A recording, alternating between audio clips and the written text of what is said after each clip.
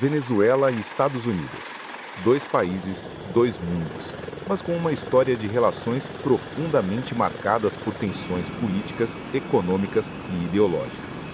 O que leva essas duas potências a estarem tão distantes, mas tão interligadas ao mesmo tempo? Fique até o final para entender como isso afeta o mundo e o futuro de ambos.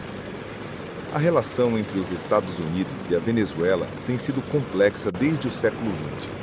No começo, uma relação de parceria, com os Estados Unidos sendo um dos principais compradores de petróleo venezuelano.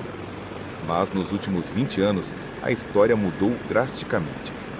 Quando Hugo Chávez assumiu o poder em 1999, ele desafiou a influência americana e iniciou uma jornada de nacionalização e políticas voltadas para a soberania. A partir daí, a relação nunca mais foi a mesma. Chávez foi um dos primeiros líderes latino-americanos a se posicionar abertamente contra os Estados Unidos.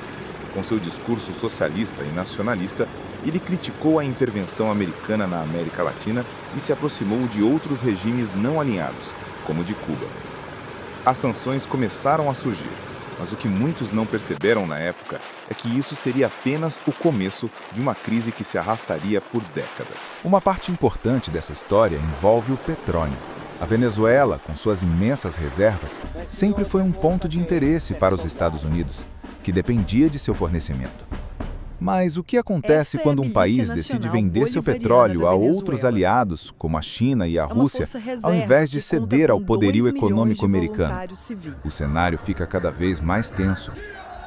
Com a morte de Chávez em 2013, Nicolás Maduro assumiu a presidência, mas ao invés de acalmar as águas, ele exacerbou o problema. Durante seu governo, a Venezuela afundou em uma crise econômica e política sem precedentes. A inflação disparou, a escassez de alimentos e remédios se tornou uma tragédia humana e o governo Maduro começou a ser cada vez mais criticado por sua postura autoritária. E foi nesse cenário que os Estados Unidos, sob Donald Trump, implementaram uma série de sanções econômicas duríssimas contra a Venezuela, visando derrubar o regime de Maduro. Mas ao invés de enfraquecer o governo, as sanções agravam ainda mais a crise, afetando a população. O que parecia uma tentativa de mudança de regime gerou uma crise humanitária de grandes proporções. Mas as tensões não param por aí. Com a pressão dos Estados Unidos, Maduro se volta ainda mais para aliados internacionais como Rússia, China e Irã, buscando alternativas econômicas e apoio militar. Ao mesmo tempo, o mundo assiste dividido.